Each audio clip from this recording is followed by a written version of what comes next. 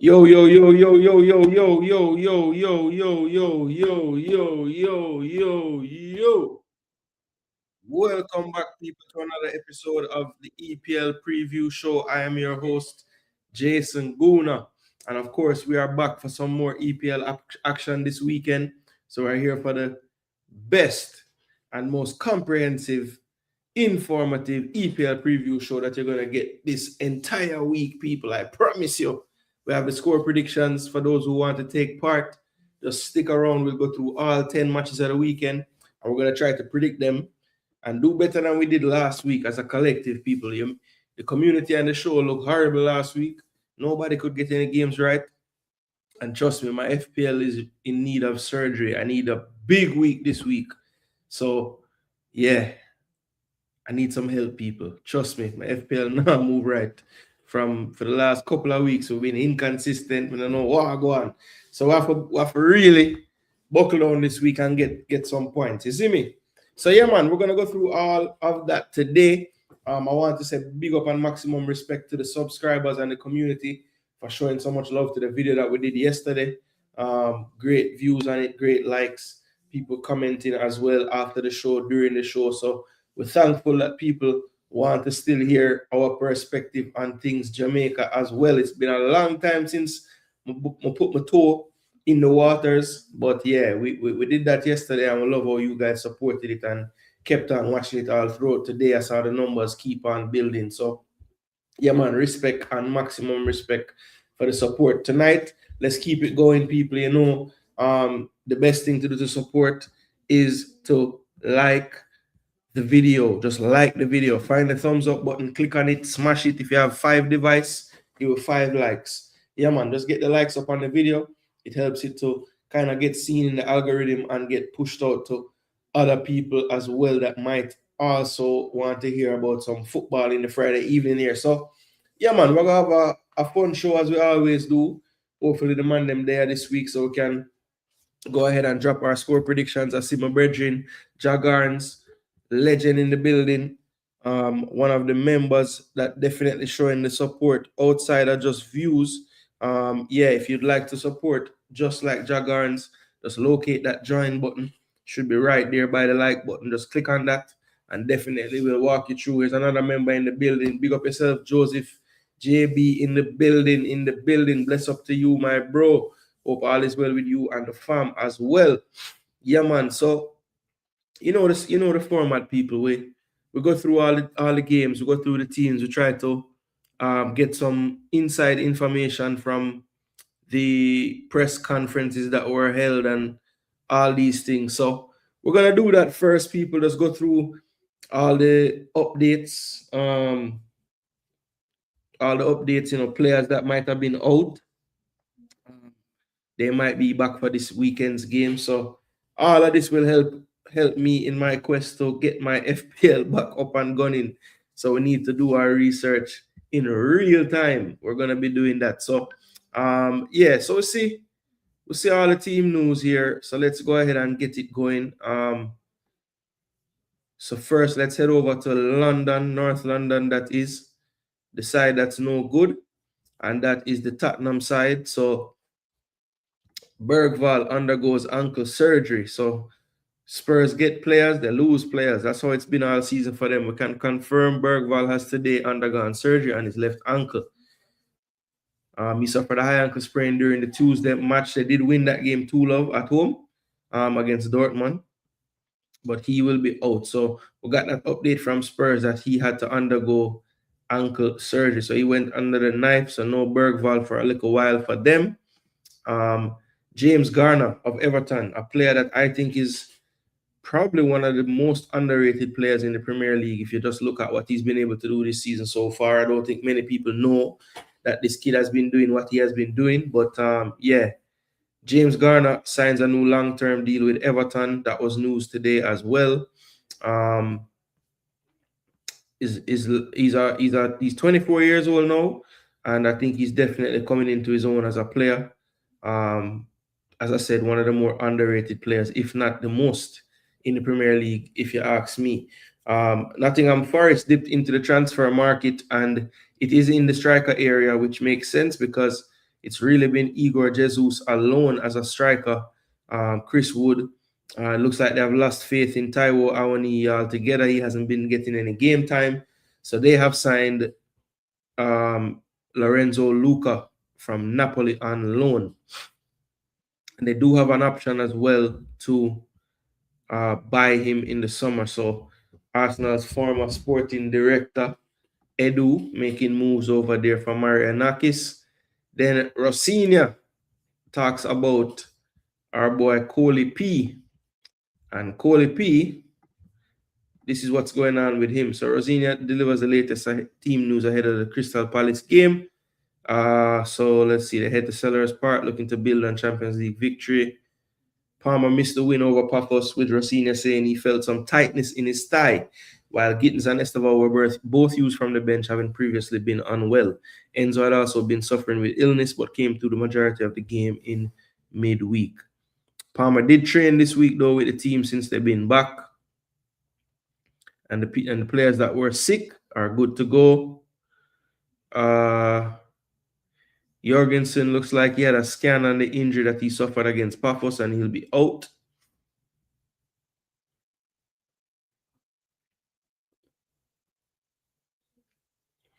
So they're still going to assess his reaction after training, but I think he'll probably be good to go. Jorgensen looks like it's not terrible. He won't be playing in the Premier League as his usual standard, but they said that he should be back potentially to face Napoli when they play in the Champions League, I believe, next week.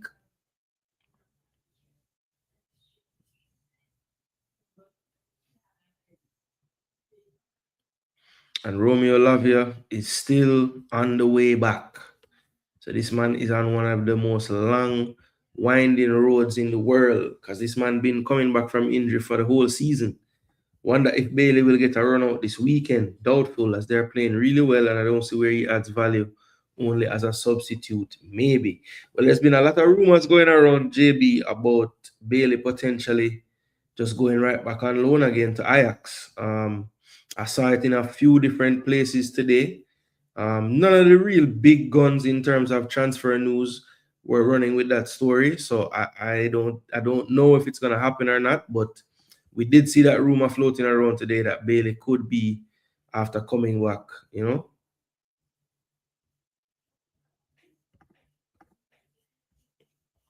All right, so Eddie Howe had some team news, but Jagaran said that new striker for Forest is 6'7", tallest forward in the league. Let's see what happened going forward.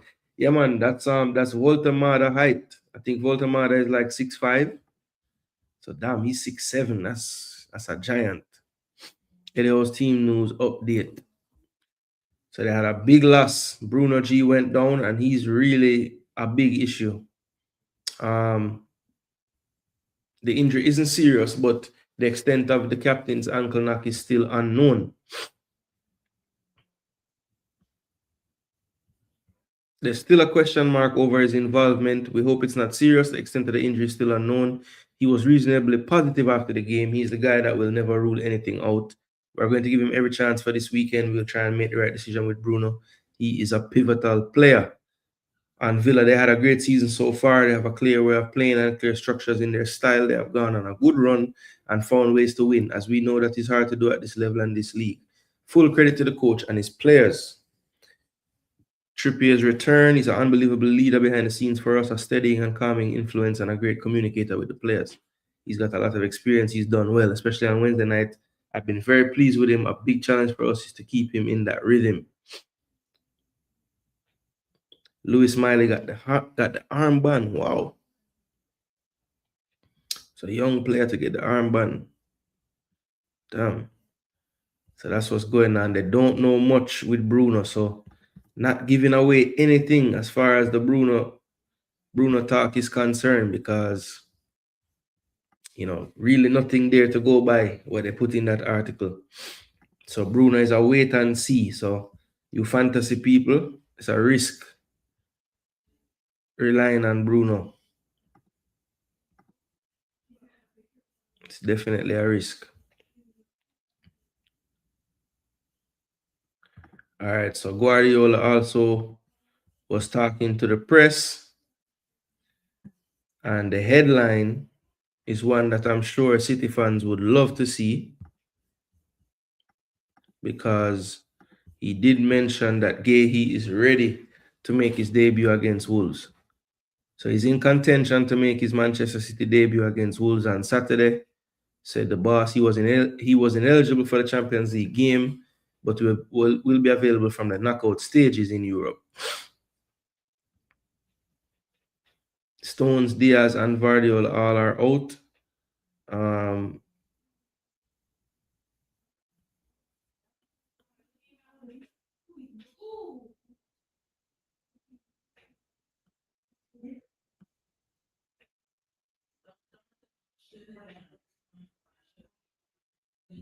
So he says he ain't gonna fix everything. He said he knows what the solution is. Silva will be back in the squad after missing the game in Norway through suspension, while Semenyo is also available after also being ineligible for the Champions League. Neither Mateus Nunes nor Nico made the trip in midweek through illness and injury. Guardiola is waiting to see if Nunes has recovered, but is less hopeful about our Spanish midfielder. Mateus still has a virus. I don't know. We'll see what the doctors say this afternoon. Nico, I don't think so.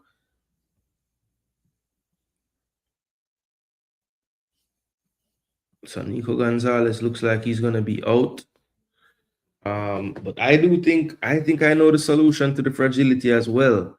But I think Pep is not going to solve it, because part of the problem is who he thinks is the biggest solution in his team. And I'm going to talk about that in the game preview for them.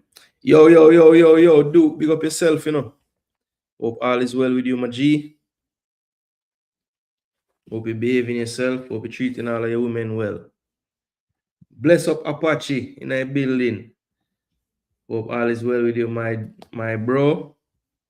All right, so this is a big loss. AFC Bournemouth, they just lost Antoine Semenyo to City, but now they'll be without who I think has been their probably next most consistent attacker this season, behind the one that left, and that is Marcus Tavernier. He will be out. He scored the penalty in the game against Brighton.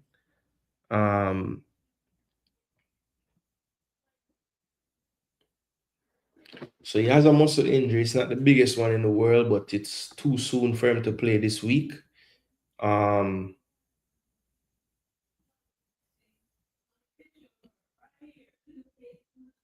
They did get a player from Ferencváros, Alex Tott. He said he would be available and can feature in the game, and it would be a welcome addition, because and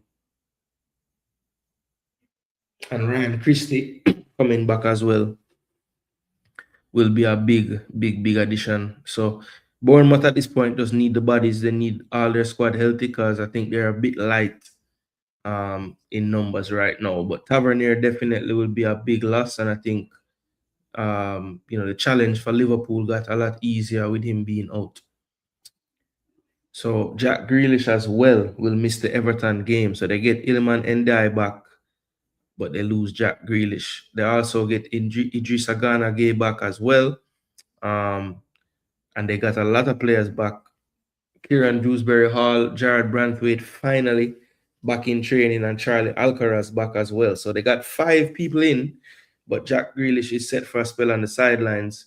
He has a stress fracture in his foot. Keane is serving the last game of a suspension. So it's going to be interesting. Does Branthwaite come right back into the team, or does he stay with O'Brien partnering Tarkowski, which is what he's been doing without Michael Keane in the lineup due to the red card he got? So decisions to make for David Moyes, but I'm sure he will be happy that he's getting so many players back at once, especially Dewsbury Hall, who before his injury was really looking like he was going to push on this season. So good that he's back in the fold for them.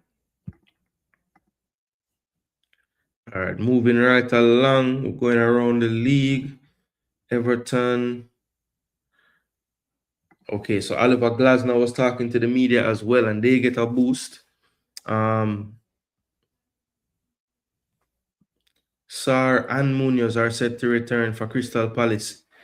Dean Henderson has been named club captain after Mark Gahey left.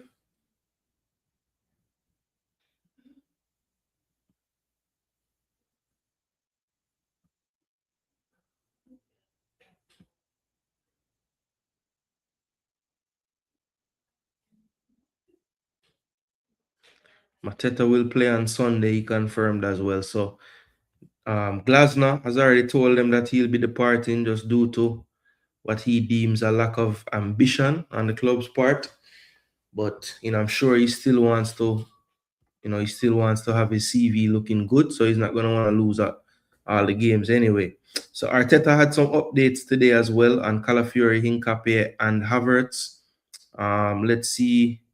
He was first asked about the defensive duo, Calafiori and Hincapié. We still have another training session, so we'll see tomorrow after that to assess everybody and make a decision, first of all, in the squad.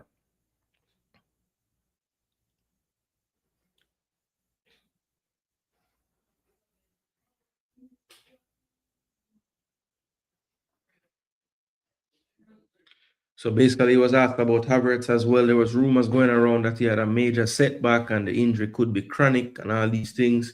But Arteta just said he's very close. Obviously, he has been out for a long time, almost a year, for different reasons. And now we have to be very smart in the manner that we manage that load, the minutes. I'm sure in the next few weeks he's going to play in minutes. I cannot tell you which competition because that will depend as well on the game context. And it is a context that is positive to throw him in or not with his qualities.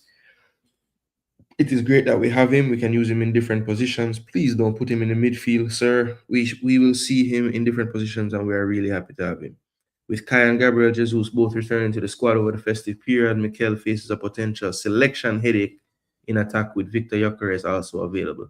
Yes, we were waiting for that. With the amount of games that are coming up, they're all going to have opportunities and minutes, obviously. So it's great to have them back and especially have them in good form. So yeah, that's going to be a talking point in the preview for the Arsenal game for sure. Which center forward do you start against Manchester United? All right, Slot talked about his side's fitness. Chiesa needs to be assessed before this one. He was named on the bench for the game Wednesday, but he was forced to withdraw from the bench after the warm-up. He got a knock, felt a knock in the warm-up. But everybody else is fit. I don't believe that they won't get back Konate. His father did pass away. We had news of that. So condolences goes out to Konate and his family. So he is back in France dealing with the loss of his father. We got news this week as well that Casemiro will be leaving at the end of the season. So that was something that came out.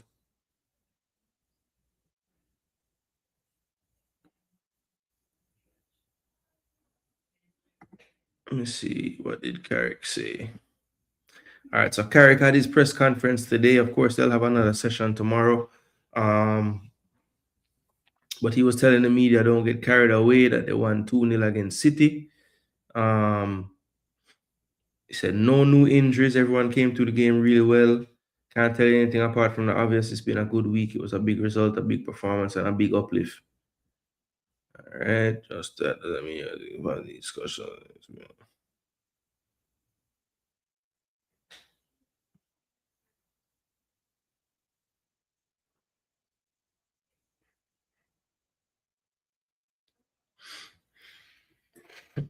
So he was asked about De Ligt, and he said he's not that far off. He just had a setback in the start of his recovery.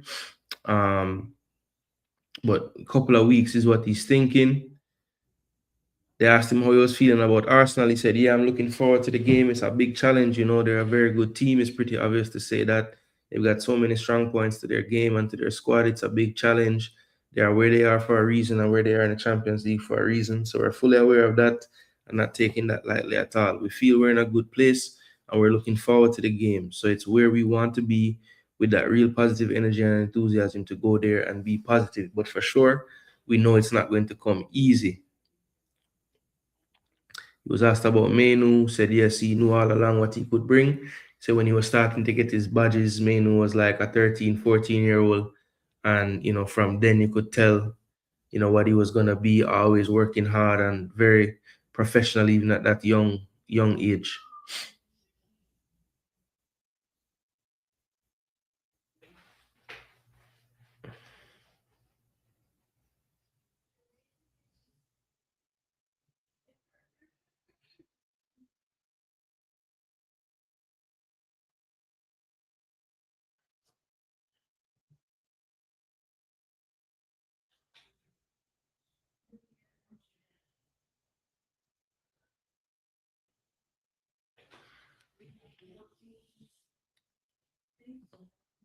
He was asked about like the difference between the striking options him have and why he went with Brian last week. And he said it just depends on the game and what you want to get out of it. But he said thankfully, everything that they did last week worked out well. He was asked about Dallo, and he said Diogo played really well last week. And he knows he has those performances in him. Just need to keep him motivated and, well, not motivated, but just need to get that consistency back in his game.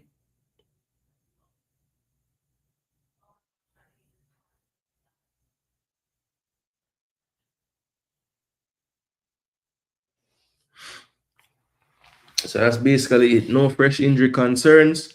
Manu was just relaxing all week. They don't have any other games to play. So as expected, they are good to go. So that's pretty much all the major news as far as the injuries and all that stuff goes. Red Skull said Rico Lewis is his biggest problem. Well, I have a take on what his biggest problem is. He's a problem, when he plays defense for sure. But that wasn't what I was saying. Man's enjoying the warmer weather before things change. Yeah, it's about to be crazy. They say it's like on record one of the the coldest times in the US and the North American side of the world for a long time. Yeah, man, Tavernier out is gonna kill them. Yeah, man, bless up Skull, man. Every week, me I ask Chili them. Where's Skull Lester? I can't see him. Yeah, man. We've been here, bro. We take a little break over the Christmas, but ever since January, kick back off. But there, two degrees where the Jagons, Jaja.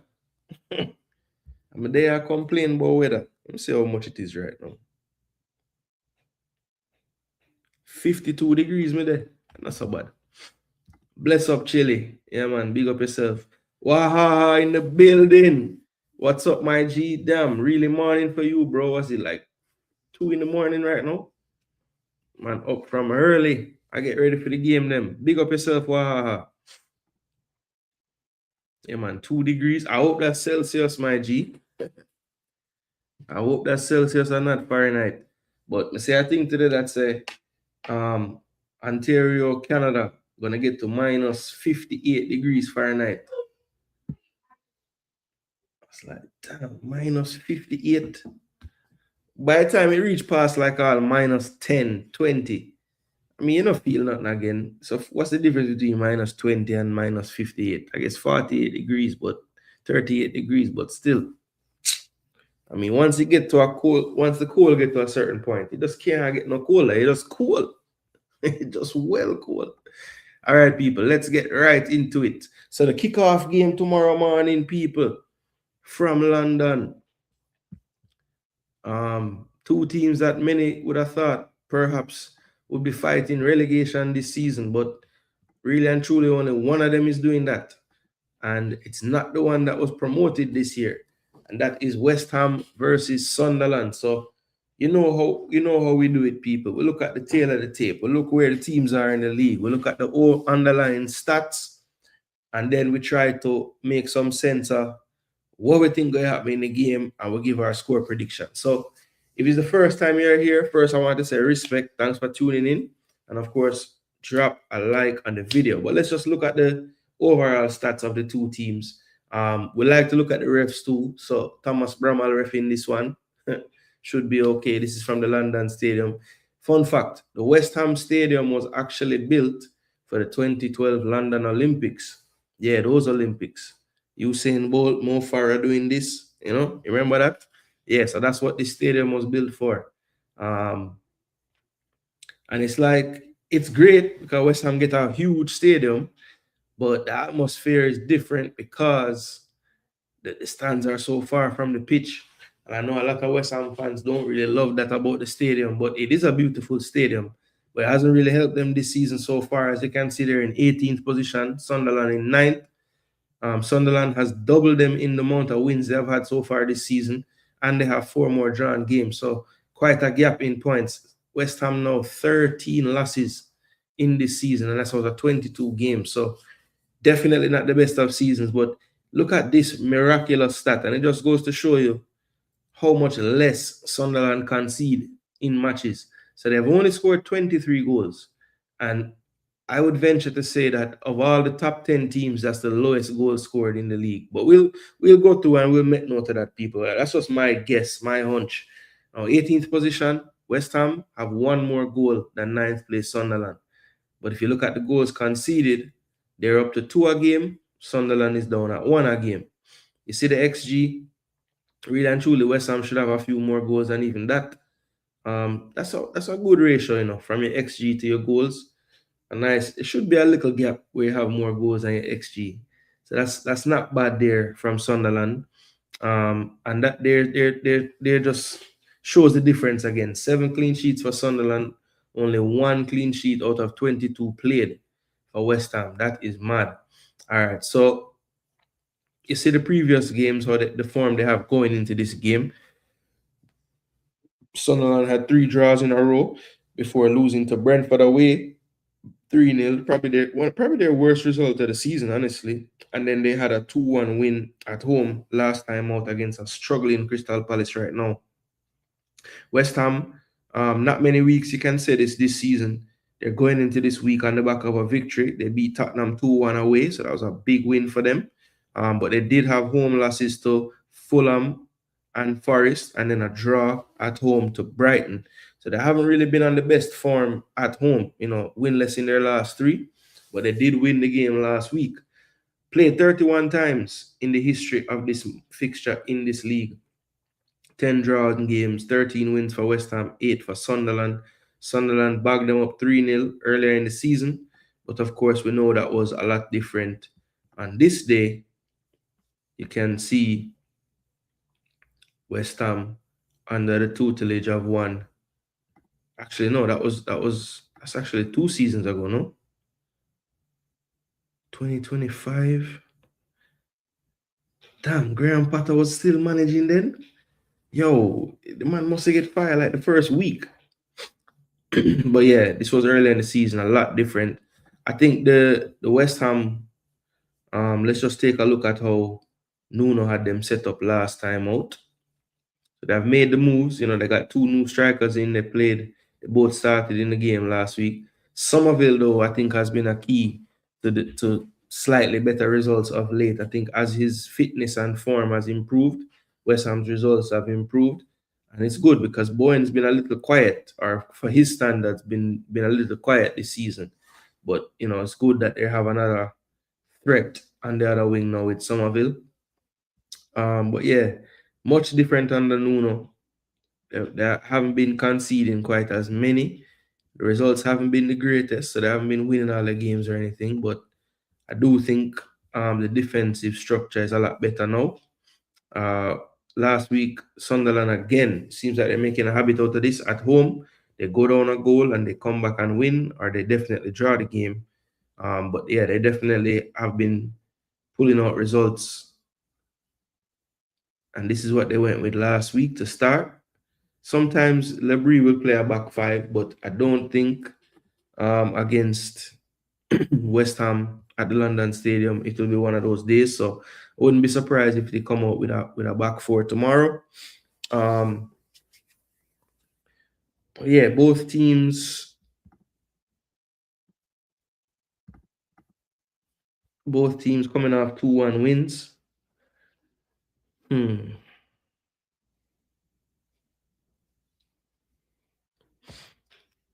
All right, I'm gonna say this one ends 1-1. Going with a draw, people. It's boring, I know, but I just feel like this game going draw. Just have a feeling. Those temperatures are a big difference, bro. When you get to those temperatures, it's basically measuring how many minutes before you're free.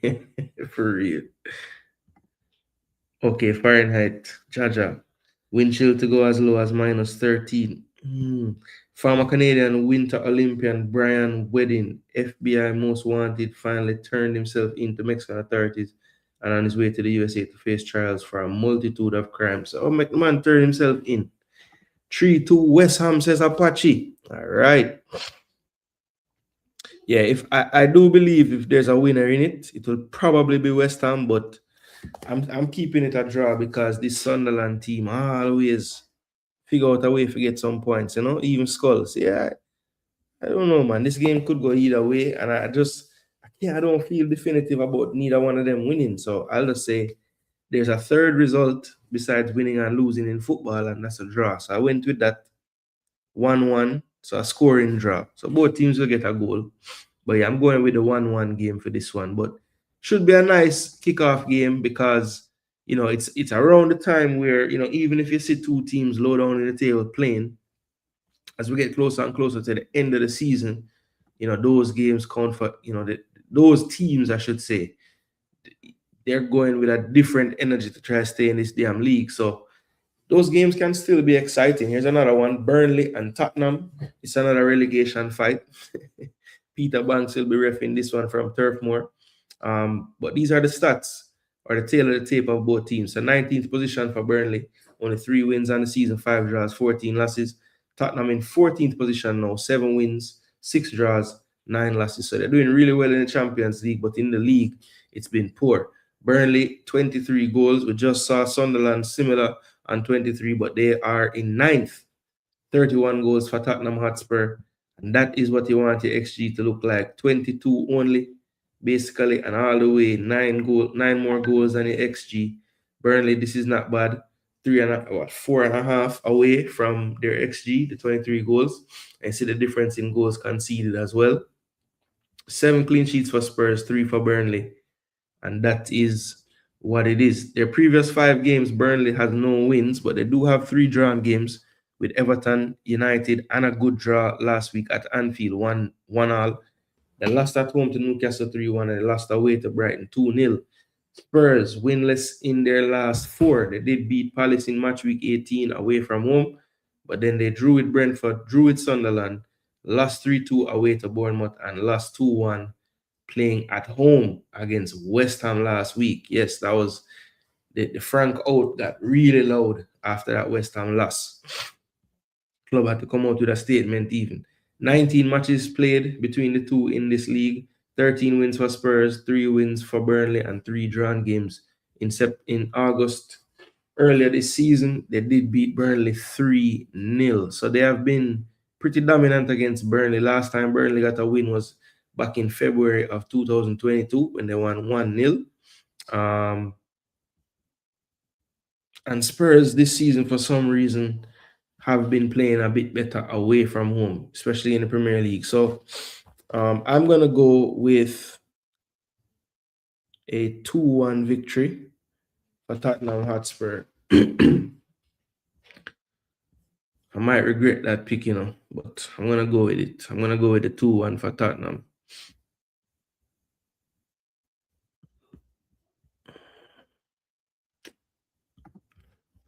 You make a pick and you don't like it.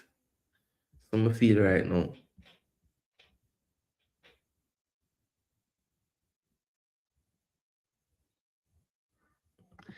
I will be back making picks after the Super Bowl. That's when I tune into EPL. College football is over and the Sweet 16 and NBA finals are a ways off. All right, boss. Jagans. I'm not saying you have to, but you have to pick one or the other. You can't hedge your bets, boss. You have to pick one.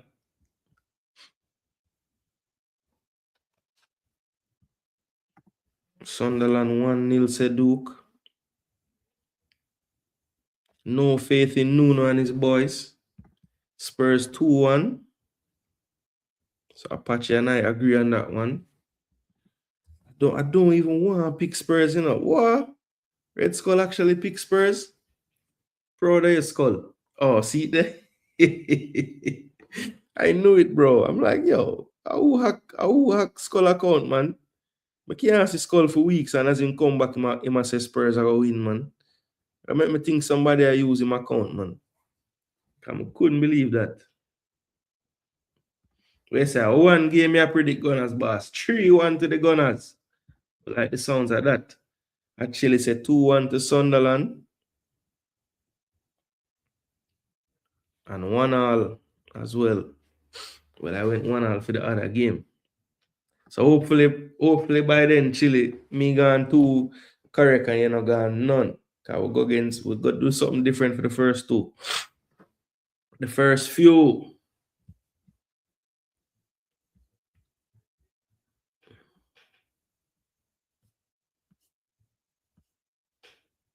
Hey bro, I'm frightened. I say, or maybe Skull a test me. Yeah, man, me know, man. Me know your style, Jagons. Yeah, you compile the best from everyone. Yeah, man, but to be fair, Jagons, this game right here, I agree with you. Like I feel like it's going to be these are the score lines possible. 1-1 or 2-1 in favor of one of the teams. I don't know which one. And I couldn't really bring myself to pick one of them. Some say, you know what, when it feel like that, just go with the instinct and just go draw then. Because you know what, even I don't know who's going to get the better in that fixture. I don't. I guess that's why you play these things, score predictors. It is a lottery. All right, so Michael Oliver, thank the Lord, him now ref my game. Craven Cottage will be the venue. 10 o'clock kickoff, Fulham and Brighton, right there, 11th and 12th. You see Brighton basically as close to them by virtue of the 9 draws. It's only 4 draws for Fulham. But Fulham do have 2 more wins on the season. 3 more losses though. They have 9 losses and Brighton only have 6. 32 goals for Brighton, 30 for Fulham. So not bad. XG, definitely Brighton underperforming their XG. Fulham doing great according to what they get XG wise. Both teams have 5 clean sheets. So you can see why these teams are 11th and 12th. A lot of the metrics and stats are very close, very similar. And this is their form in the last 5 games. Fulham has 2 wins, 2 draws, and a loss. Brighton have 1 win, 3 draws, and a loss. So a little bit better form coming in for Fulham, and maybe that explains why they have the placement advantage. 11 times this match play in the Premier League, 5 drawn games, 5 wins for Fulham, and just 1 win for Brighton, and that win came at home. Typically in this fixture, the home team does get the job done. Earlier this year, they did have a 1-1 draw at the Amex. So Fulham and Brighton,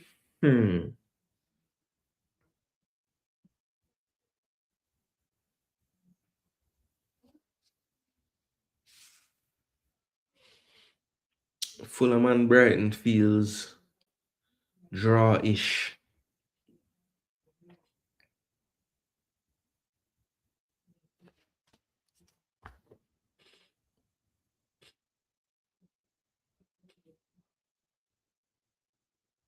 Desmond 2-2. Desmond. This match will be a Desmond match. What do you think, people? Desmond?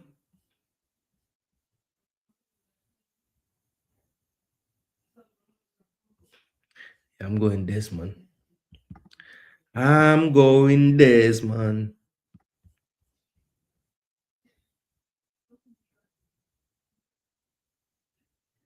When I do that match, say it, Duckland, move.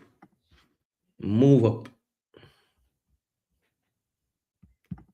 Fulham 1, Brighton 1.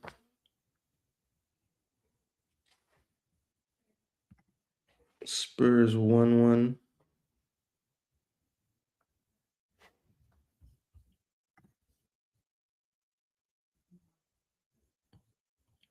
3-1 Fulham. Red Skull. I hope Harry Wilson scored 3. Yeah, man. We know your style, man.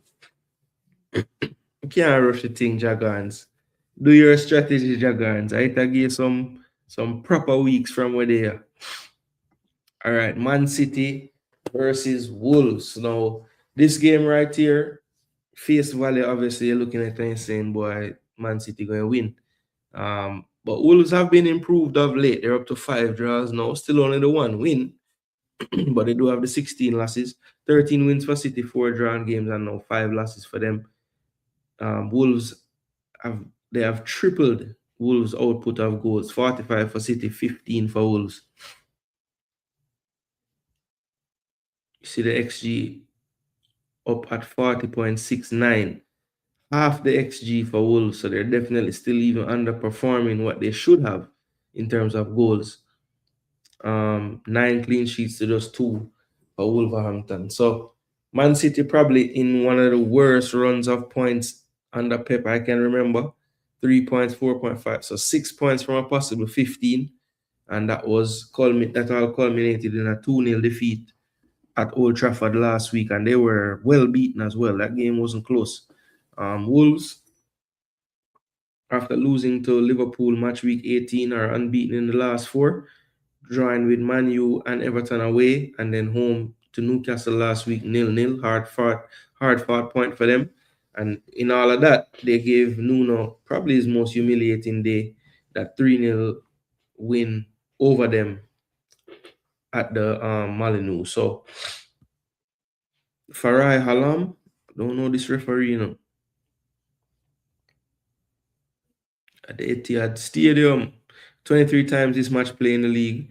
5 wins for Wolves, 16 for Man City, and 2 drawn games. Earlier this season, City went to the Molyneux and gave them 4. Gave them 5-1 2 times ago in this stadium, but the last time end of the season, May 2nd last year, or close to the end of the season, Man City beat them 1-0. So Man City definitely dominant in this fixture. Only 1 away win in the 23 matches that these two have played each other in. I just feel like at some point they have to get a win, right? At some point. Is this the week? Does Wolves shock the world? All right, look, I'm just gonna be totally honest with you about what I think will happen. I think Man City deal with them this week. I'm gonna say 3-1. 3-1 Man City. Not going against the grain with this one this week. Sorry.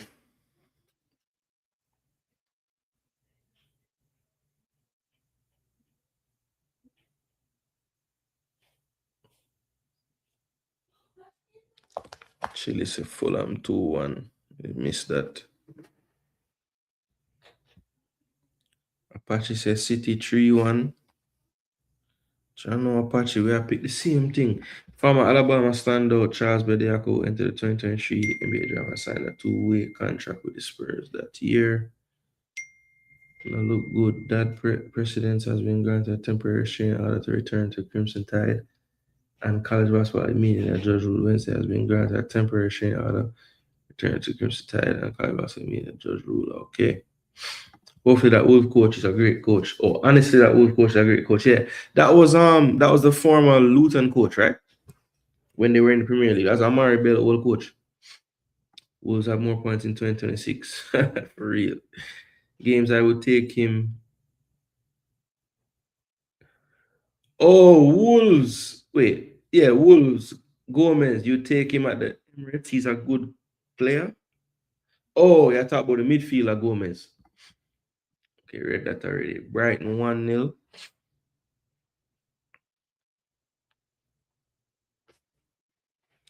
4-1 City says Skull. City should drop 3. All right, man. I write that though. I know. I'm going to wait. City 2-0 said Duke. Hope Wolves draw with them though. Yeah, would be nice. But I mean, if I'm predicting it, I think they handle them tomorrow. I just feel like how long can the skid go? You know, them have to get 3 points at some point. And I think this is the week right here. Gay he coming in, you know, as Pep said, that's not the it's not like a light switch get flipped now and the best gonna play their best, but still, I think that's having him back there is gonna help so much because right now they don't really have a leader back there. Kusanov, Alain, they're young. O'Reilly's young. And Mateus Nunez, he's a little bit older, a bit more experienced, but he's not really experienced at right back. So Gay coming will be a huge boost to the back line, just the communication, the calmness. Yeah, I think he'll do well.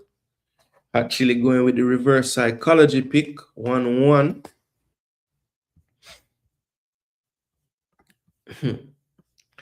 And use all kind of science. So that is 10 o'clock. So you'll be watching that one keenly, people. Aston Villa and Arsenal don't play until Sunday. So Man City will try to get the gap down to 4 before Arsenal face off. And then the last game of the day is Bournemouth and Liverpool. Now, Bournemouth, as I said, some big injury blows to deal with, but right now they have dropped all the way to 15th position. I remember when they were up there in 5th, 6th earlier in the season. 6 wins, 9 draws, 7 losses for Bournemouth. 10 wins, 6 draws, 6 losses for Liverpool. 35 goals scored for Bournemouth, 33 for Liverpool. That's impressive. 34.23 with a um, XG for Bournemouth and a 35.47 XG for Liverpool. So Liverpool need to score more goals based on this XG, I would say. And the same goes for Bournemouth. So 7 clean sheets for Liverpool, 5 for Bournemouth. You see the last 5 games, Bournemouth had that really rough spell. Lost 4-1 away to Brentford, drew 2-2 away to Chelsea. Good result. Lost 3-2 to Arsenal at home, but they did put up a good fight in that game. Then they beat Tottenham 3-2, and then they drew last week away at the Amex 1-1. You see Liverpool, 1 win in 5. They're unbeaten in those 5, but they have 4 draws to go along with the 1 win over 20th place Wolves 2-1. 0-0 with Leeds, 2-2 away to Fulham, 0-0 with Arsenal away, and 1-1 last time out at home at Anfield against Burnley. 17 played, 14 wins for Liverpool, 2 wins for Bournemouth, and 1 draw. So Liverpool very dominant in this fixture. Last year they did a double. Year before that they did a double. So everything is pointing to a Liverpool win. But we know Liverpool is a little more fragile this year. But I do think Liverpool get the job done. I think Tavernier out is going to be a big thing for them. Not having him, I don't think is ideal right now. So because of that, I think they sputter a bit, and I'm gonna say 2-0 to Liverpool. I think they even keep a clean sheet tomorrow, get their tally up to 8. What you guys think about this one? Liverpool 2-0. Chano Apache. Some of them score, I forgot change. The man literally is a whole heap of things that in a man. Nunes is a big miss. Yeah, that City game, what I think him should do is stop playing Bernardo Silva central. Every time I see Bernardo Silva play central, the midfield get overrun. Every time. So you just say Rico Lewis had the problem. Rico is calm. Put Rico in midfield and him give you something. Stop playing him at right back though. He's getting cooked over there. Cooked. Fried, grilled, everything.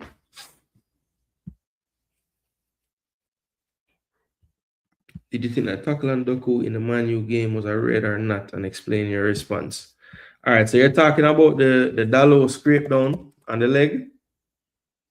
All right, I haven't watched that since last week, so I'm gonna look at the play and give my honest opinion on it. So here it is.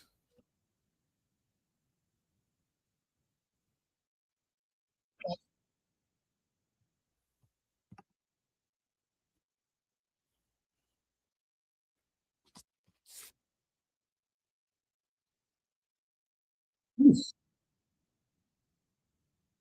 Yes, sir. All right, so For me, it's a red card offense, right? And I know it was a lot of clumsiness involved. That's probably how it even got to look like that. But at the end of the day, I mean, it doesn't matter if it's on purpose, it's intentional. If you're endangering the player, I mean, look, it's a first of all, it's at the top of his socks, so it's way too high up. The studs are completely exposed, and naturally your leg has to come back down to the ground. But it did look like it was like a raking motion as well. So yeah, I would have if it was looked at on the screen. I don't think the ref doesn't give it. But what I can't remember, I don't think they asked him to go to the screen. They just cleared it. So that was a bit surprising to me. But we'll have to look at the rest of the season to see if we can sense any kind of patterns of foul play. But I don't know, man. For me, that's a red card. Yeah, for me, that should have been a red. All right, we got 4 games Sunday, 3 at 9 o'clock, and then they have to clear the way for the big game at 11:30. But let's talk about the first three first. So we have Brentford taking on Nottingham Forest.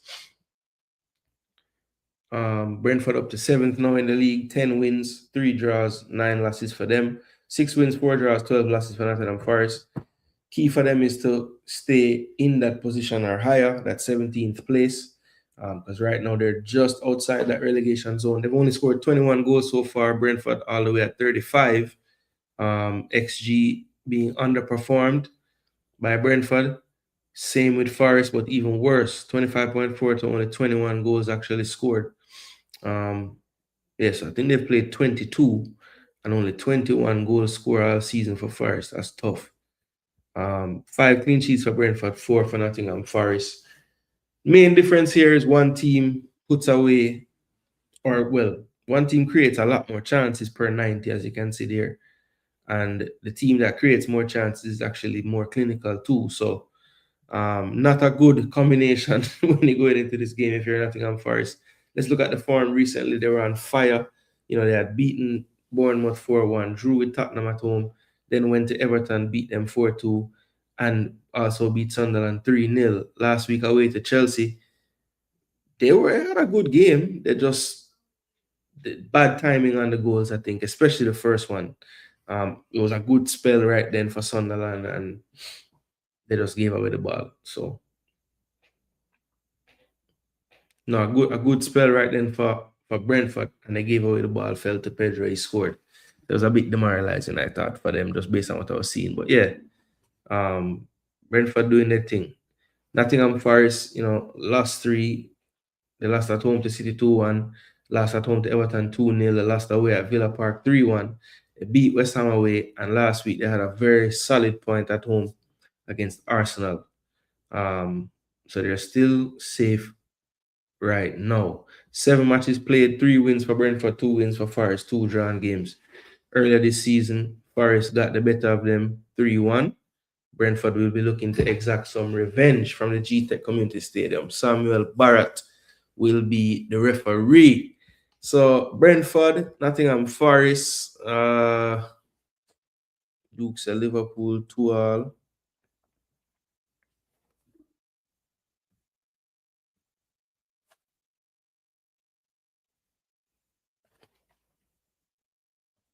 Big miss. Liverpool 3-1. That's Chile. Liverpool 1 love. All right, answer the Doku question. Yeah, not even checking was madness, bro. Pool 2-all. I got that one already.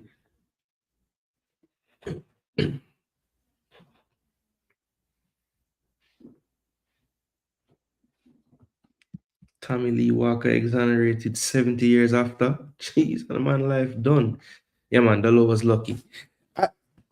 That's one of the VAR convos I would love to hear. Like what the refs were saying to him to warrant them not having him look.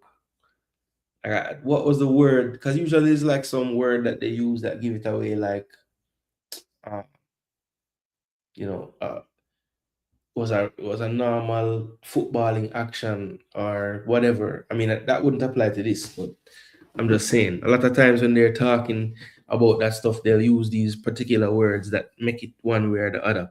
Howard Webb, head of PGM, will have a decent assessment explanation of why Red was not given on that Doku tackle. Really? I might listen to that right now. I know they usually do the breakdown, but I didn't watch any what you call it now. Normally I do watch that show, you know. When Howard Webb got talk in the studio and then will show plays um from the games and talk about why something wasn't given or why something was given. So yeah, I've seen those before.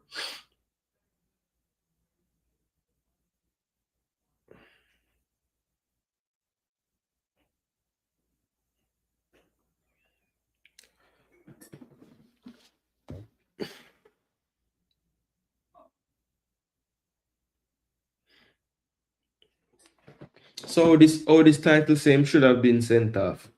All right, may I listen to the clip now, Jaggers. Hold on then. Let me see what I go on.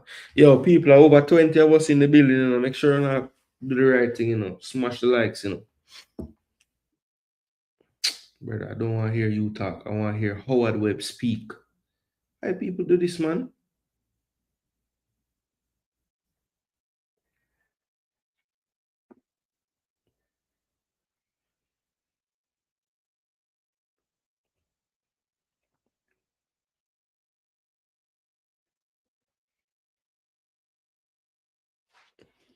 I could hear this. I could hear this now. Yeah, I'm going with Brentford here. Just think they're in better form. So I'm gonna say um, say 2-1 to Brentford.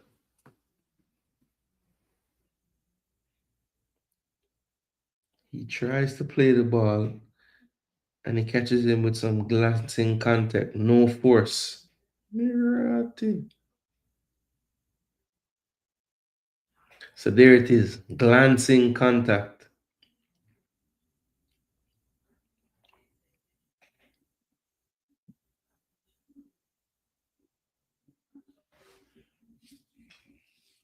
So I went 2-1 Brentford.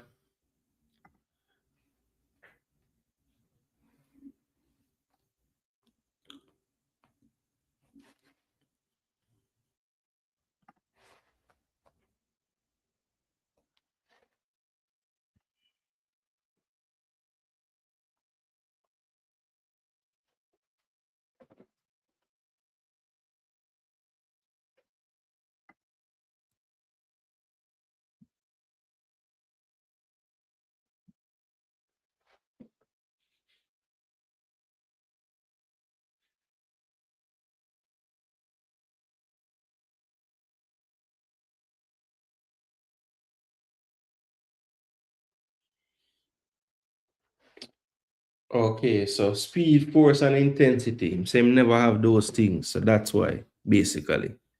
So I kind of listen to it in a double speed. Has not disapproved of Bad Bunny's outfit despite the immense backlash they've received. Yo, Gunner's boss coming in like a ESPN ticker. The man just send random facts. The VAR convo was Arsenal leading the league. City can't be too close, mate. No red, no red.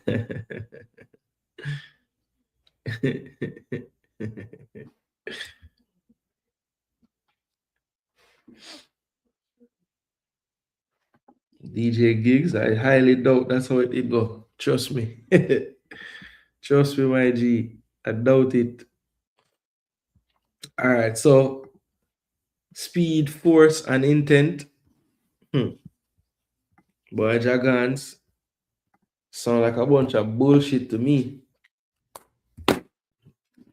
I just always have the feeling if that was Arsenal, the man at least go look on the screen, brother. Trust me.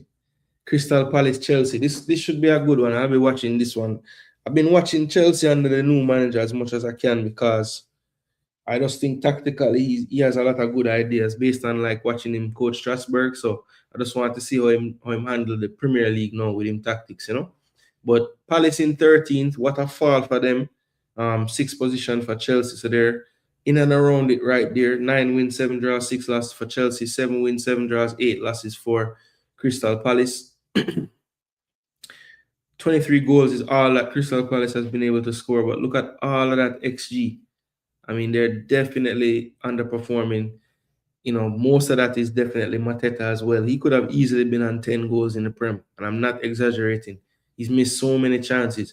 36 goals scored overall for Chelsea, and they're underperforming from their XG as well. You see the XG per 90, pretty close. One more clean sheet for Chelsea. They have 9-8 for Crystal Palace so far. Last 5 games, winless is Crystal Palace. They've lost to Tottenham, lost away to Newcastle, lost away to Sunderland, and drew at home 1-1 to Fulham and 0-0 with Aston Villa. Chelsea had no wins in the 4 prior to match week 22, but they did get that win 2-0 at home against Brentford. Rosinia's first match as manager in the PL, got getting a clean sheet at home. 33 times this match play in the Prem, and it's been dominated by Chelsea. 24 wins, only 4 wins total for Crystal Palace in this fixture with 5 drawn games. And Palace, as you can see, haven't beaten Chelsea in their last 5 attempts, but they did get a draw at Stamford Bridge in August. They will be the host this go around at Selhurst Park.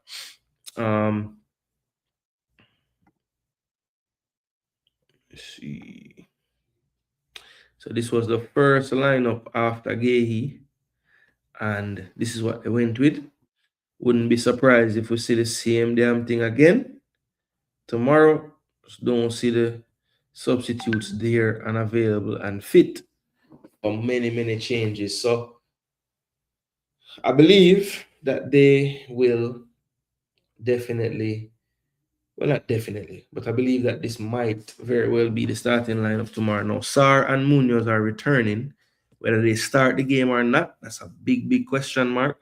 If I had to guess one of the two to start, I'd probably say Munoz, just because I think his absence has really been an issue for them. They've been putting different players at the right wing back role, but he's just miles ahead of whoever else they could put there.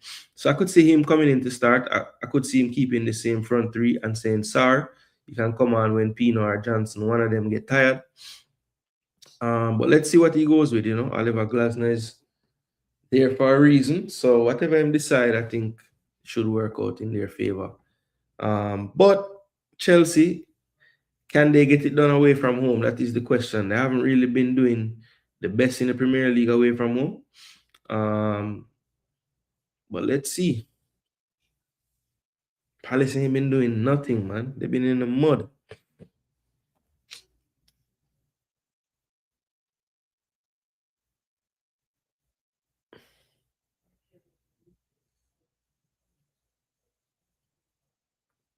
Palace and Chelsea. I'm going to say Chelsea win the game 2-1. Might regret that, Might regret that pick. But I'm going with a Chelsea 2-1 win this week. Check in with the chat real quick. Big up in a Sherman. Big up yourself. Yeah, that football show, man, that's a support by driving the algorithm. Nah, man, me not upset, man. Me not upset, man. Me just make a point, say, you reel out information, nothing wrong with it. Yeah, man, me know your style, man. You're driving algorithm, So you have your way for support, which I love it because the algorithm is basically all YouTubers that doing shows. I wouldn't say at war with the algorithm, but they have to try beat the algorithm basically. So any little help for make we beat it, we appreciate it. That's why we ask for likes and we ask for comments and yeah, man. So you are helping me right now as you type. I'm sure you might be typing another fact right now. I can watch some Australian Open tonight. Go on my bed, Yeah, man. Brother, I love sports, Yo, bro, I really love sports. I love football more than any other sport, but I just love sports, period.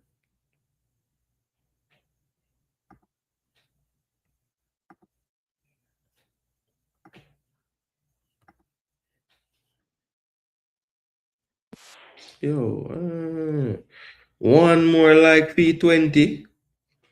Who going to do the right thing? At Chile and Duke. And I get no scores for you yet for this one. Sure, and soon give them though. There it is. Chile said 2-0 Chelsea. Thinking clean sheet too, but like Palace will score a little set piece goal. Sanchez will flap like Flappy McFlapperson and just make a ball go in because he can't handle it. Man can't handle the crowd. So this is a very, very good matchup. Newcastle versus Aston Villa from St. James Park. Newcastle won their last 2 games at home, 2-0 and 4-3. That 4-3 was a classic.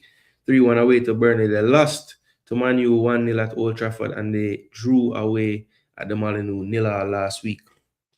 Aston Villa really up and down ever since they've been in the convo with City and Arsenal. Very, very inconsistent.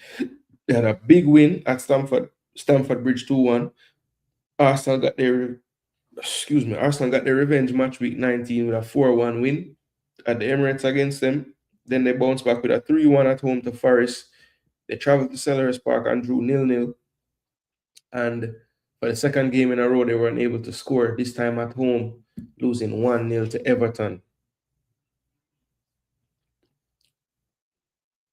So Emery confirmed that Bailey available for the Newcastle trip. Wow. All right, so that's good. Tail of the tape, 8th position for Newcastle with 9 wins, 6 draws, 7 losses. Villa with 13 wins now, 4 draws and 5 losses. Both teams very close in goals, 32 for Newcastle, 33 for Villa.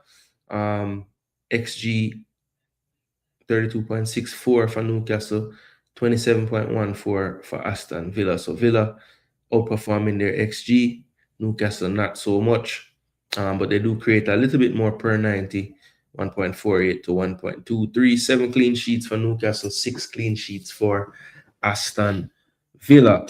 So Villa did have a spell this season where they were really struggling to score goals. They kind of shook that in their 11-game unbeaten. Well, 11 games in a row they won. Not all in the Prem, but that was a big run for them. And then basically the last 2 weeks they've been blanked. So which Aston Villa attack is going to turn up tomorrow? That's the question. Newcastle, they have their own concerns with Bruno G. I think the team is way less effective when he doesn't play. So hopefully he's fit for their sake. But at the end of the day, St. James Park will be rocking. And they're a tough team to beat in that building, that is for sure. So this match is one of the more played matches in this league. 57 times this match played in the Premier League since it started. 17 drawn games, 27 wins for Newcastle, 13 wins for Aston Villa. Earlier this season, the match ended 0-0 at Villa Park, and that was in that stretch of time when Aston Villa wasn't scoring. And we're in a stretch of time right now, a small sample size, but last 2, no goals. How does that affect them? That is the question. But we know that Emery has made some moves. We see that Tammy Abraham should be forwarding. We see Emery confirming that Bailey is available for this trip. So some reinforcements are there. But when it comes on to Villa Park, I don't go against Newcastle at the Villa Park. So I'm gonna stick to my guts, and I'm gonna go with Villa falling on the opposite end of a 2-1 result. So 2 Newcastle, 1 for Aston Villa. That's what I'm going with in this one. I like this score as well, Skull. The Desmond for this is I think Desmond would be the other score I would go with, but I'm going to stay with them. Oh, big up True Copite Reds. If you don't know, you should go and subscribe to my boy Jordan. I think it's his birthday today, if I'm not mistaken. So happy birthday, big up yourself. Hope all is well with you, my G. Crystal should be competitive with Ismail Assar forwarding from AFCON. Yeah, I just worry about the overall psyche of the team with all them players leaving and Glasner leaving. I don't know, man. sometimes it can galvanize the team. So let's see. Villa seems to be letting players go that some would say, why would they do that? But I heard on ESPN someone saying something regarding the central forward was to balance the books, which makes sense to me. Yeah. So they have gotten rid of numerous players over the years I never understood. When they got rid of Diaby and sent him to Saudi, I never understood that. I thought he was going to just continue to kick on in the league and do well. They got rid of him. When they sold John Duran, I couldn't understand that one either because he was so young and thing, but they got a big amount of money. And then Jacob Ramsey, that's another one I couldn't understand. Like, you guys, why are you getting rid of all your players, you know? And then Bailey going on loan, not being able to get either of Rashford or Asensio over the line after, we thought negotiations might happen after their good loans last year. So, yeah, Villa must just be overpaying players in their wages or something because I don't know how they have to be selling off all the damn players. Newcastle 1, Villa 1.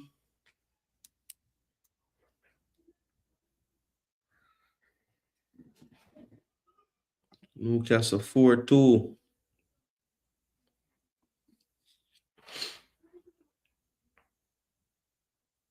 Yes, today. Big up, man. Happy birthday, my bro. Happy birthday.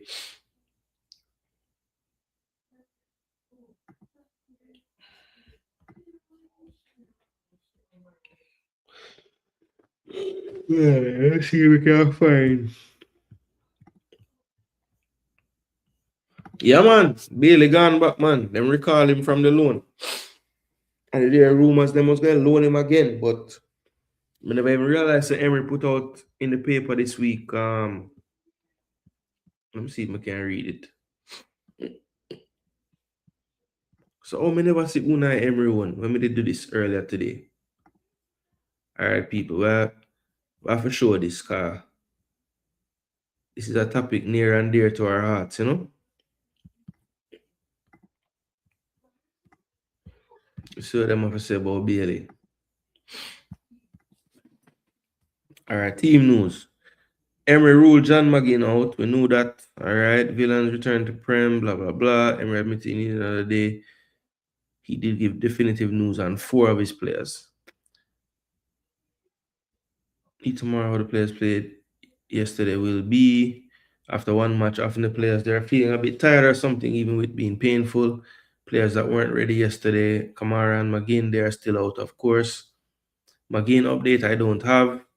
He's visiting some doctors. We'll know in a few days. Kamara is out, of course. Leon Bailey, he came back as well, thinking to help us quick.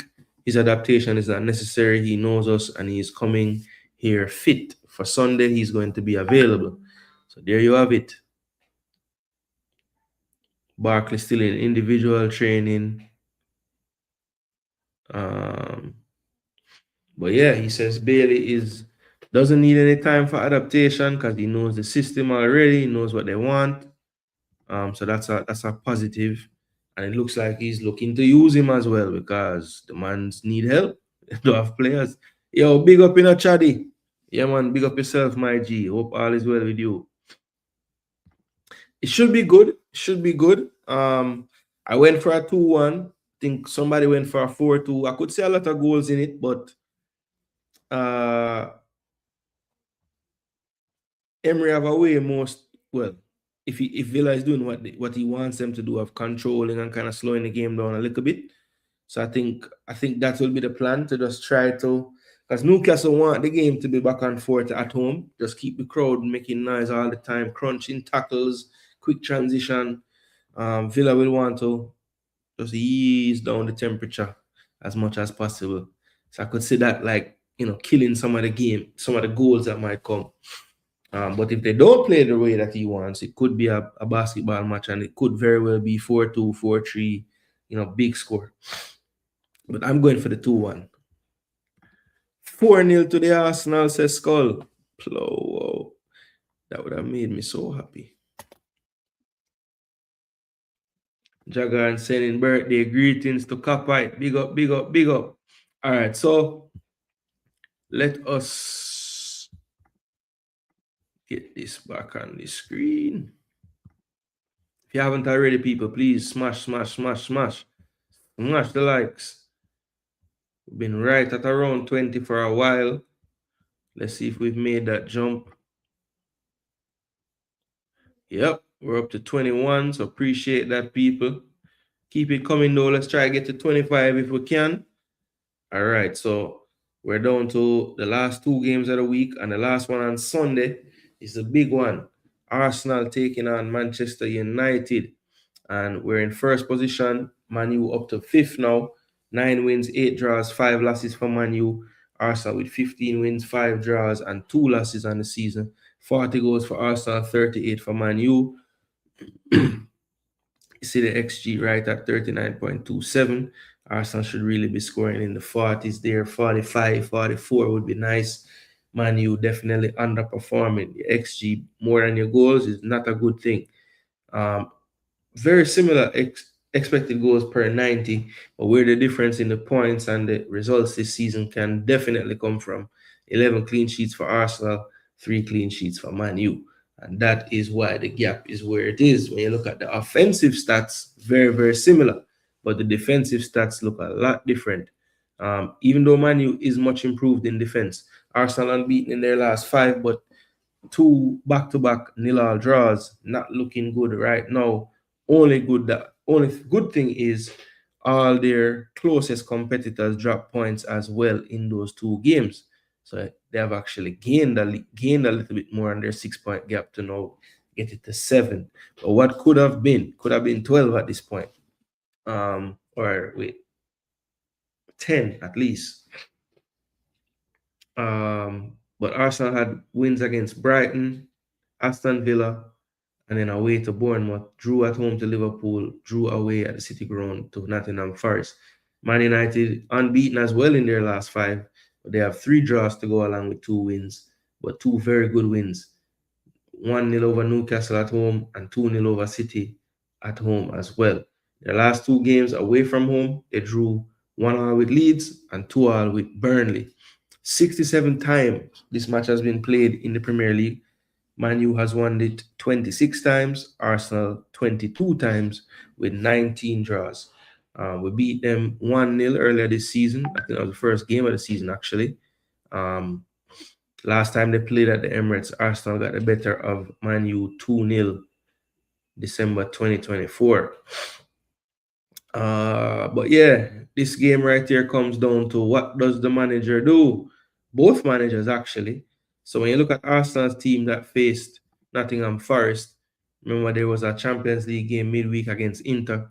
And this is what Arteta went with last week. So didn't play Lewis Kelly at all, played Timber at left back, Ben White at right back. I just have this sneaky feeling that that's what we're going to see again tomorrow. I think after Skelly's performance in the Champions League, I think it was probably his best performance of the season overall, because not only was he effective going forward and driving through midfield like he does from his inverted role, but I thought defensively he was really solid, and that's been, I think, why he hasn't been playing as much this season. I just don't think that some of those pacey wingers really giving him a good time out there, and I think the coach might go back to this. I wouldn't if I was him. I would put Timber back at right back, and I would put Skelly at left back personally, especially if Nkapie, Calafiori, none of those guys are ready yet. That's what I would go with tomorrow. Zubimendi, Rice, and Odegaard started with Madueke, Martinelli, and Gyökeres. So basically, the front 3 was switched for the Champions League. So he started Jesus, Trossard, and Saka. And I'm just wondering, because usually Jesus and Martinelli always play together, but he didn't go with that this time. So yeah, if you're Arteta, pretty much the rest of the team kind of picks itself. I mean, a lot of people would want to see Eze playing where Odegaard is, but we know the coach ain't going to do that. It's going to be that midfield 3 right there. So I guess what I want to know is, if you're Arteta, what's your front 3? I mean, Saka and Trossard, I think, probably are going to start. So we won't have to ask about the whole front 3. But who would you start at striker? Gyökeres or Jesus? Jesus off the back of 2 goals in Champions League, subbing off for Gyökeres. Gyökeres getting a goal as well. And it was probably his best goal I've seen him score for Arsenal in terms of the finish. But yeah, if you're Arteta, who do you start up front? Do you go with Jesus? Do you go with Gyökeres from the start? I mean, what I saw in the Inter game that I liked about the way that played out was, of the two, Gyökeres definitely will probably run in behind more. But I think Jesus does more running overall because he tends to drop deeper and combine. So when you're talking about tiring out a defense, there's more than one way to do it. Now, if Gyökeres starts, it's almost tiring them out with physicality, the amount of shoulder barges and, shoulder to shoulder and jostling and, all of that. That can take its toll on a player and a defender. They can get tired from those things. But they also can get tired from chasing. It doesn't have to be physicality. So, I hear the argument. Well, not the argument, but what I saw was when Gyökeres came in and he's making those darting runs in behind, with the players being a little more tired, Gyökeres was able to get in behind a few times. So that's why a part of me just wants to maybe go back with Jesus up front, give him 50, 60 minutes, and then give Gyökeres the end of the game. That's probably what I would lean towards doing. But let's see what Arteta does. If I was him, I'd probably start Jesus and I'd bring on Gyökeres again, just like the last time, because it worked so perfectly against Inter. Why not do it again? Red Skull said 4-love. Chile said 3-1. Marlin was, as far as I know, Marlin was another balance the books type of sale. Like, they never really want to get rid of him, but they had to. Kali is back, Nkapia is back. Okay. If Eze play Victor, if Odegaard play Jesus. Well, you can take out this part then and just play Jesus, because Odegaard will play, sir. that is probably one of the surest things you'll ever see. Well, if Kali and Nkapia is back, then start the fitter one and call it a day. Maybe start Calafiori because he scored the last time against them, and maybe, you never know. He have a thing against them this season or something like that. But yeah, for me, Man U gonna get them chances because they've been creating all season. And if I'm Man U, right?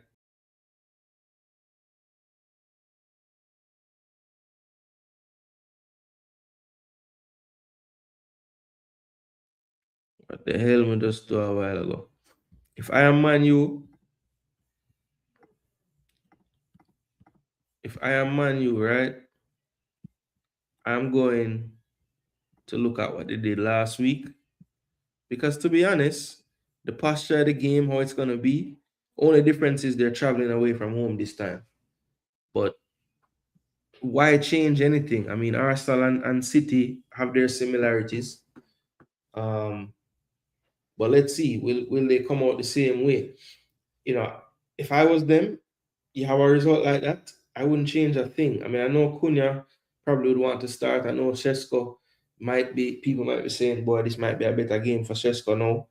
But if I'm Michael Carrick, I'm not changing anything. I'm starting the same lineup right here. So see him. So I don't know if he'll do that, but that's what I would do if I was him. That's what I would do if I was him. So for me, I'm going with a Gunners win. That's for Axe. It's going to be a repeat of the victory in 2023. 3-1 to the Arsenal. 3-1,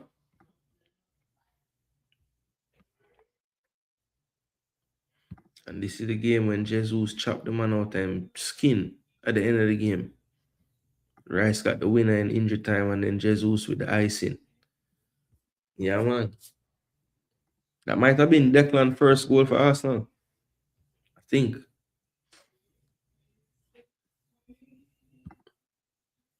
All right, one more game Monday, and that's Everton taking on Leeds. You see where they are in the table. 10th for Everton, 16th for Leeds. Everton with 9 wins now after the big win last week. 5 draws, 8 losses. Leeds 6 wins, 7 draws, 9 losses. 30 goals scored for Leeds, only 24 for Everton. Everton right at their XG basically. Leeds underperforming a little bit from the XG. 9 clean sheets for Everton, only 4 for Leeds. So again, we're trying to make sense of how these teams, where they are. You can check the clean sheets, check the goals against, or the goals against per game. I can know what's going on with them. Everton 2 wins, 2 draws, and a loss in the last five.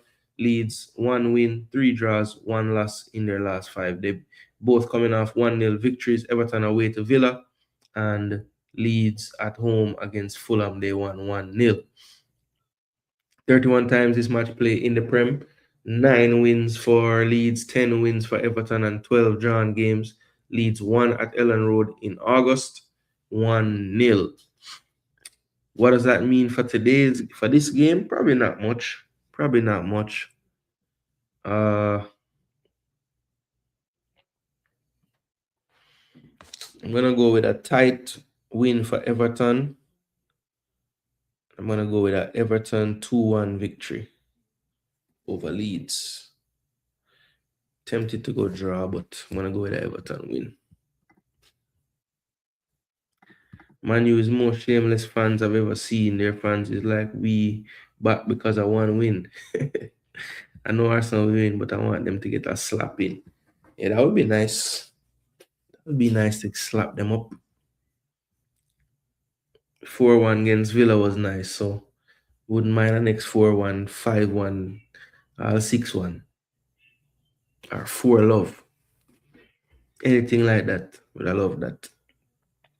All right, so me have my picks in, people. My 10 picks are in.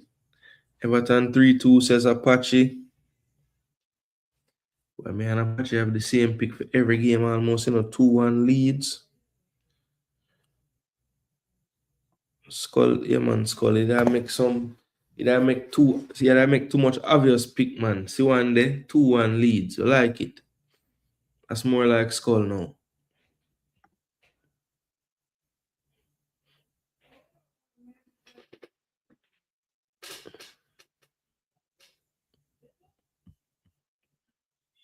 Oh, I miss the 3-0 where Apache put.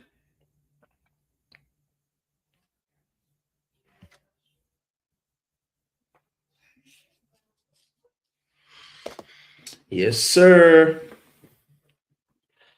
Well, another big week is coming up, man.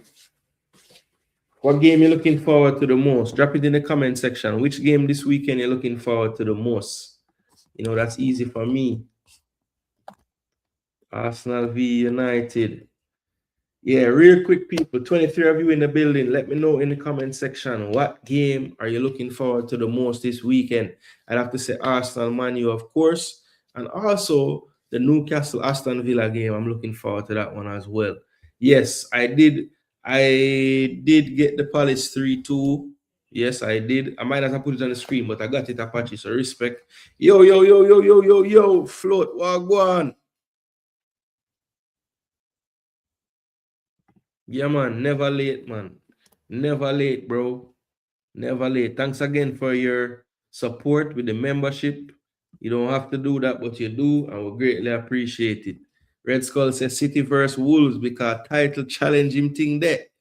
So yeah, after that, well, we know the Gunners one first. So yeah, respect for letting us know that one. But thank you for giving me one random one. City versus Wolves. I appreciate it. I appreciate it. You see, true, me think City just gonna map the floor with them. But I look forward to it so much. Even though City been kind of making us happy every week. I mean, Christmas pass and gone now, man. City City gonna win this time, I think. But let's see. I hope you're right, Skull. Because where did you go with Skull? Skull go with a bigger scoreline than me. Damn. Not an upset. You never call the upset this though. All right. The table looks like this, people. Wolves, 8 points. Burnley, 14. West Ham, 17. Forest, 22. Leeds, 25. Bournemouth, 27. Spurs, 27. Crystal Palace, 13. No, Crystal Palace, 28 points. Brighton, 30 points. Fulham, 31 points. Everton, 32 points. 7th to 9th, all on 33, but Brentford with the highest goal scored and goal difference. Newcastle, same goal difference as Brentford, but scored 3 less goals and 0 goal difference now for Sunderland. That's why they're in 9th. But as you can see, 4th place is only 36 points. So The likes of Brentford, Newcastle with the right Liverpool result can leapfrog them and get into fourth with just a win. Man United up to fifth now. Chelsea right on their heels in sixth. Liverpool, as I said before, fourth position. Aston Villa and Man City both on 43 points, 7 points behind league leaders right now, Arsenal.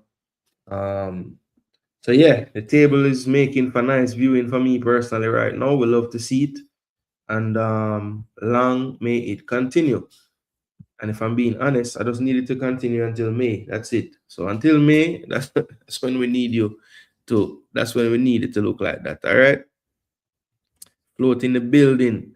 Rapid fire floater squeeze off. So 2-1.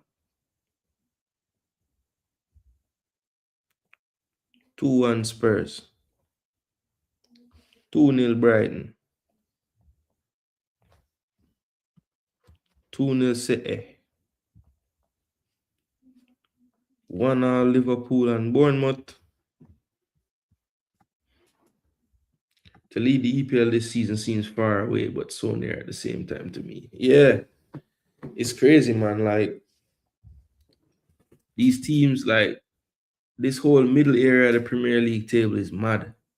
Like, from fourth really and truly down to, I'd say, 12th. It's right there. It's just 6 points.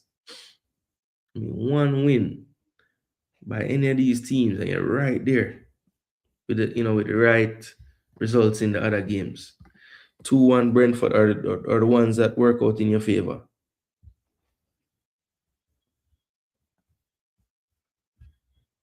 Chile leads 2-1. Leeds are come up with results from where they are, man. Floats a 1-0 to Chelsea. 2-1 to the Gunners. Newcastle game. You skip over that unless you're going to say that next. And Everton Leeds, of course.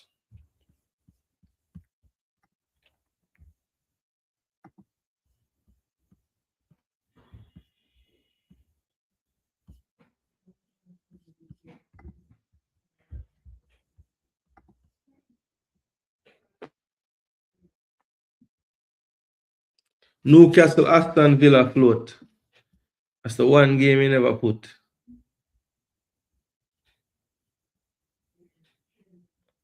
Newcastle Aston Villa.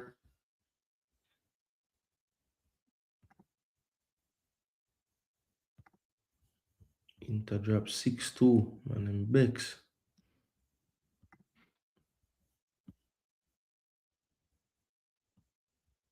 6-point gap. 2-all. All right. Respect float. You're locked in. Yo, people, you don't know, hour and a half in the books. 90 minutes. Good ball game. We play all 3-minute injury time as well. So, people, respect for all the support. Great turnout for the show tonight. We greatly appreciate all the people them there for here. We talk about the game and try figure out what the scores are gonna be. You know how my thing set up, people. When all 10 games played, whenever that last game of the week play, you can look out for the thumbnail that night. Of course, for my folks over there in England, it's not really the most conducive to your time zone because typically I do these shows in the night here in the United States. But my hope is that, if you guys are true supporters and followers, you guys will still watch it back amongst your busy days of YouTube viewing. Next day you wake up, say, oh, Gooner had his review show. Let me just click over there. At the very least, drop a like and maybe drop a comment and let him know my thoughts on some games. Yeah, man, we greatly appreciate any engagement, no matter what. So, people, I just want to say again, respect. You guys know me who've been here a long time. If it's one of you here, I'm going to give you guys the same, or try to give you guys the same quality I would if it was 1,000 of you in here. But of course, people, you don't know, when there are more eyes watching, more people commenting, it does make it flow a lot better. So really appreciate that. And I think that's why this stream ended up going so smoothly, because you guys stayed engaged with me the whole entire time. All right, people. So maximum respect. I'm gonna go and get some rest. I have a long day ahead of me tomorrow. A lot of football to watch, but a lot of other things to take care of as well. But yeah, we look forward to the challenge and we love it because every day breathing, feeling healthy, that is a good day and a positive thing. And we're going to keep on being thankful that we have those things. All right. So, people, big up on yourselves. Once again, I am Jason Gooner. This is Jason Gooner TV. Come on, you Gooner.